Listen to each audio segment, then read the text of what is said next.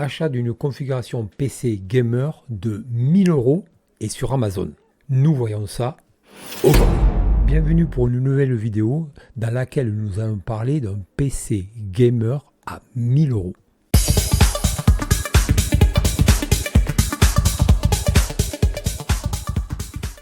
Salut tout le monde, c'est Philippe. Comme d'habitude, tous les liens se trouvent en description.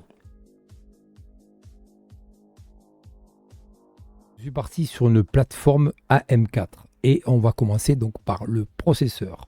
Le processeur, j'ai choisi donc un processeur très puissant, c'est le Ryzen 7 5700X. Il est noté 4,7 étoiles sur 5 et avec plus de 10 000 avis. Attention, il faut savoir, il n'y a pas de refroidissement, donc il est livré directement que le processeur. Alors une alternative, si ça venait à dépasser votre budget, vous pouvez passer sur le Ryzen 5 5600.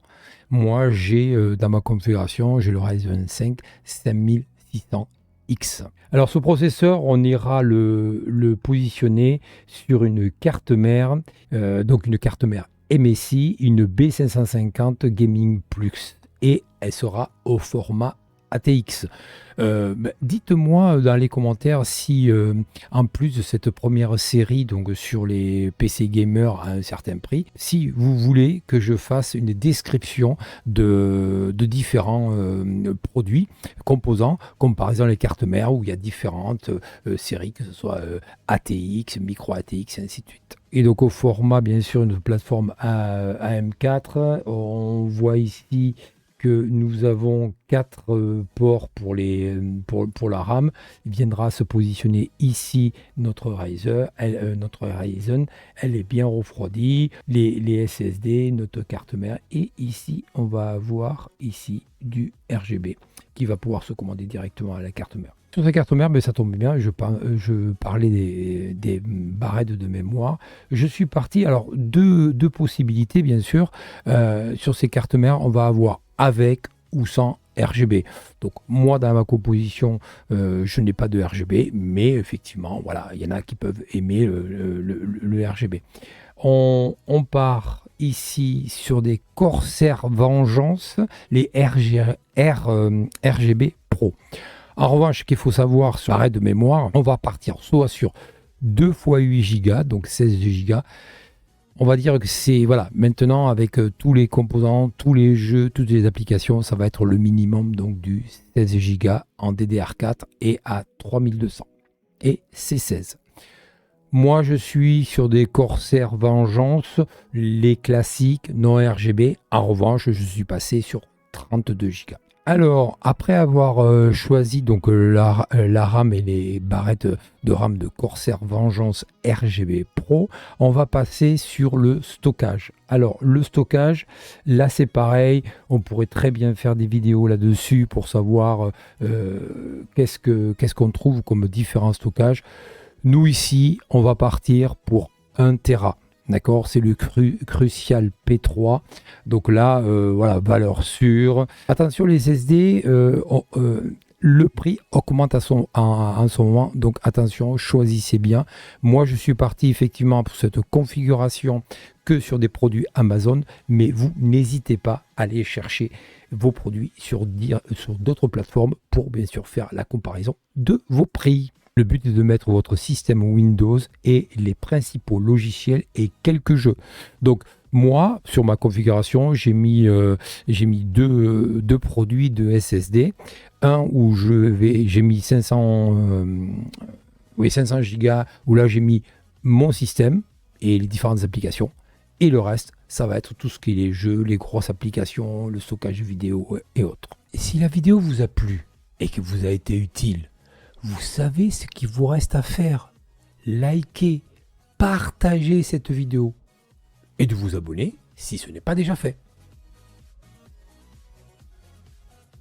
Là, on a vu donc le stockage, on a vu la RAM, on a vu notre carte mère, on a vu le processeur. Tout ça, ça va fonctionner et tout ça, ça va chauffer. Donc, il va falloir le refroidir.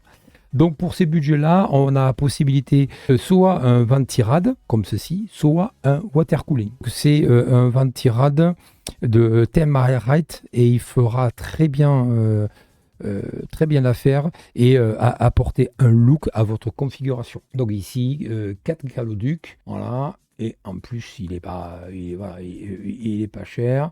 Donc là aussi, on pourra faire pareil des vidéos. Vous allez pouvoir me dire si vous voulez que je décrive un petit peu plus et que je compare avec d'autres produits. Avec, donc lui, il est là aussi RGB, le ventilateur de 120 mm.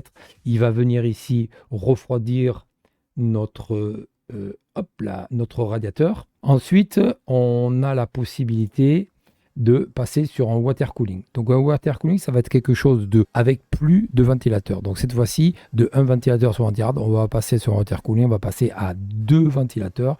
Donc là, c'est les 240 et il y a ce qu'on appelle une pompe. En plus, celle-ci, elle est super belle, donc genre de profondeur.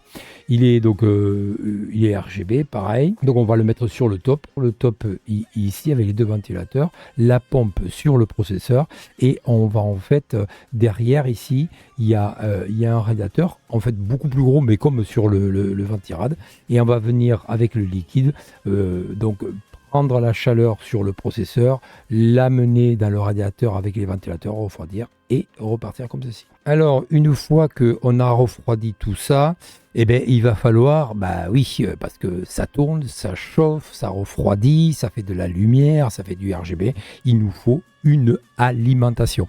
Donc, c'est un des éléments qu'il ne faut pas négliger sur votre configuration, sur votre setup, parce que pas assez de puissance, automatiquement, pas assez de performance sur votre ordinateur pour le refroidir, pour le travailler, et ainsi de suite. Donc, voilà, on va pas mettre tout de suite une 1000 ou 1200 watts, mais ne négligez pas la puissance de votre alimentation.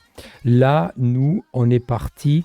Alors, je vous en ai trouvé 2. On est parti ici sur une alimentation, la MSI Mag A650, donc bloc d'alimentation, 650 watts, donc ça ira très bien pour ce qu'on veut faire avec notre budget de 1000 euros. Certifié 80 plus bronze, donc ça c'est pareil, c'est une garantie que vous offre la marque par rapport à ce produit-là. Donc là aussi, ne pas négliger et à faire attention à ça. Donc avec un ventilateur de 120 mm. Sinon, je vous disais que j'en avais une autre. Si vous voulez partir sur, pareil, une valeur sûre, donc on est toujours cette fois-ci sur MSI, mais par contre, on est sur un 750 watts. Et elle est donc 80 plus bronze. Elle est là aussi, on pourrait en revoir, on pourrait en discuter. Elle est entièrement modulable, c'est-à-dire qu'il n'y a pas de câble. Contrairement à l'autre, où nous avions notre alimentation, mais avec tous les câbles sont accrochés directement sur l'alimentation. Que l'autre, elle est donc modulable, c'est-à-dire qu'il n'y a aucun câble. Et en plus, vous allez pouvoir prendre les câbles que vous voulez. Question de la semaine. Avez-vous déjà monté un PC tout seul ou l'avez-vous acheté tout fait et chez qui? Ce qui va nous amener à jouer, ce qui va nous amener à voir de la couleur, qui va nous amener à exploiter votre écran en fonction des hertz que vous aurez, ça va être notre carte graphique. Et là, carte graphique, pour avoir une config de 1000 euros, je vous ai pris, alors version AMD, c'est la RX 6800. Donc AMD, c'est NR Info, ça marche très bien, c'est très sobre au niveau couleur et tout. Donc moi j'aime bien. Moi j'ai une AMD sur ma configuration et c'est la 6700. Petit point particulier sur les cartes graphiques. Les cartes graphiques, donc celle-ci, elle va faire 34 cm. Donc attention pour le choix de votre carte graphique. Elle doit être, je dirais, validée par rapport à votre boîtier. Voilà, quand vous allez choisir votre boîtier, ici, là, voilà. Vous allez la positionner ici.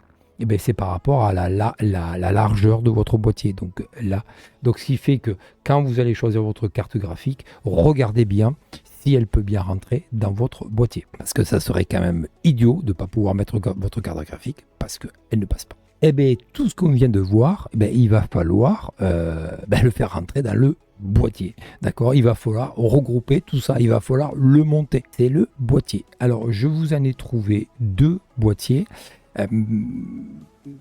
Là aussi, c'est pareil. Les choix, les goûts, les couleurs, ben, ça vous appartient.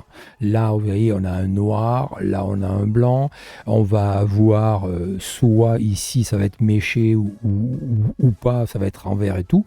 Maintenant, pareil, on pourrait faire une vidéo, on pourra en discuter. Le choix du boîtier est tout aussi ou presque important que les autres composants. Déjà, par rapport à ce qu'on appelle l'airflow, donc pour pouvoir refroidir vos composants. Les goûts, les couleurs, ça, par contre, ça, comme je dis, ça vous appartient.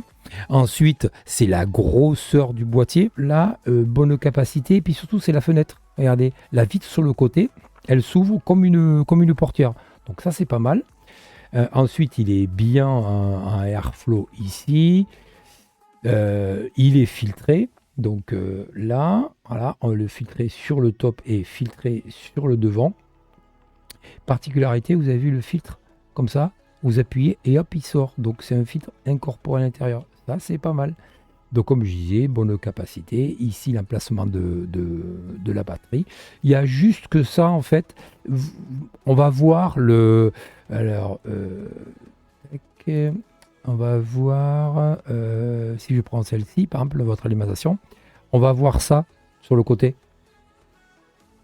Donc, c'est pas, voilà, vous voyez, on va voir ça sur le côté. Donc, c'est pas désagréable. Maintenant, sachez qu'il y a des options, il y a des opportunités pour pouvoir le cacher. Et ça va être ceci.